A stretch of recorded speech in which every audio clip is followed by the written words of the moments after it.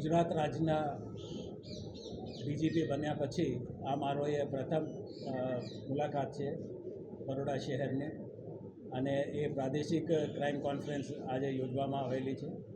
જે રીતે સીપી સાહેબે કીધું છે કે બરોડા શહેર, બરોડા રેન્જ અને ગોધરા રેન્જ અને એના જિલ્લાના જે જિલ્લા પોલીસ અધિક્ષક અને પોલીસ વિભાગ સાથે સંકળાયેલા આર્મ્ડ યુનિટના કમાન્ડન્ટ્સ, ડીઆઈજી, જેલ વિભાગ અને રેલવે વિભાગ એ તમામ અધિકારીઓને અહીંયા ઉપસ્થિત કરવામાં આવેલું છે. અને હેડ ઓફિસમાં જે પોલીસ ભવન ગાંધીનગરમાં જે અધિકારીઓ બેસે છે કે cyber centre of excellence, anti narcotic task force, state traffic branch અને સીઆઈડી ક્રાઇમ, આ રીતે જે મુખ્ય મથકમાં બેઠેલા અધિકારીઓને પણ यहाँ પર ઉપસ્થિત રૂબરૂ કરવામાં આવેલી છે, તાકે એક હોલ ઓફ પોલીસ ફંક્શનિંગ એકબીજાને જે મદદ હોય અથવા એકબીજાને જે ગુડ પ્રેક્ટિસીસ હોય એ સમજી શકે અને એક સિનર્જિસ્ટિક ઇફેક્ટ એકબીજા સાથે મળી સંકલન કરી, સારી સંકલન કરી અને એક સારા પોલીસ વિભાગ તરફથી એક કામગીરી થાય એ એક આયોજન હતું.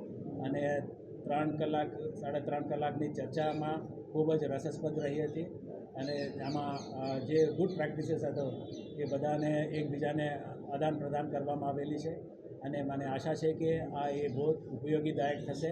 એકબીજાના મુશ્કેલીઓ, લિમિટેશન્સ ઓર એક્સપેરિમેન્ટ્સ ઓર જે સારી કામગીરી છે એકબીજાને સમજી શકાય અને આગળ વધી શકાય એ દિશામાં આજે ચર્ચા થઈ છે.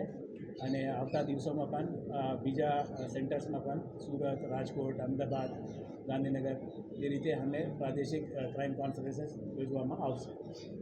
ક્રાઇમ કંટ્રોલ કરવા માટે જે ટેક્સ લેવામાં આવે છે એનું આઉટકમ શું થશે?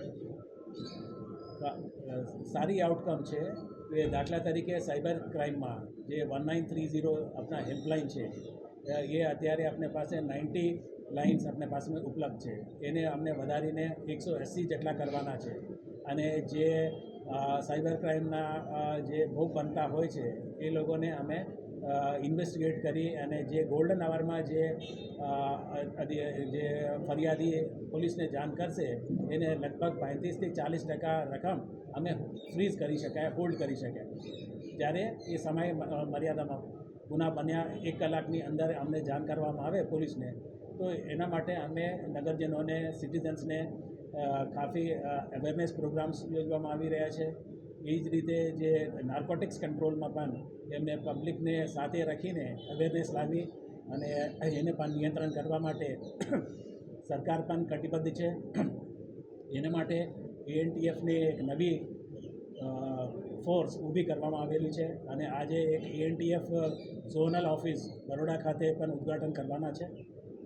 એ દિશામાં ક્રાઇમ નિયંત્રણમાં છે.